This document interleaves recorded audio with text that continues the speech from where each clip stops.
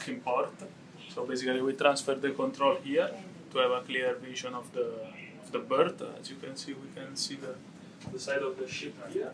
And here we have the same configuration, the same layout that we have in the center, just to do the maneuver to dock the ship on the pier, of course, because you cannot do from the center. So we have the radar.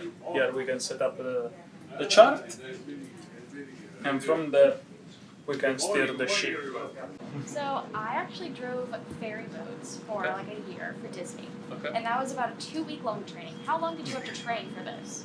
Well, it takes years to get the license you need first, and then once you get the license that allows you to be a captain or to be an officer, then you go through different trainings, which I would say now in time. I mean, setting a time is difficult, but there are quite a few of them to be done. So you have to train quite a few years. Oh, yeah. So you have to go first through the bridge resource management, then you go specifically for every single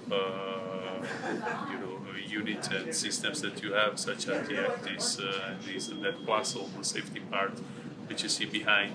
So it takes really years to go up. And then once you are fully qualified as a captain, and once you can be a captain of a cruise ship, then eventually it goes with a type-specific ship. So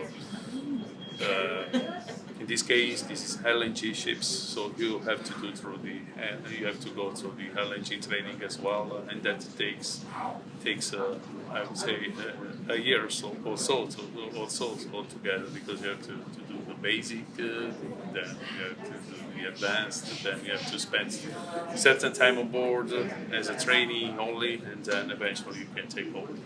So yeah, it's a long process, and it's always an ongoing process. Yeah.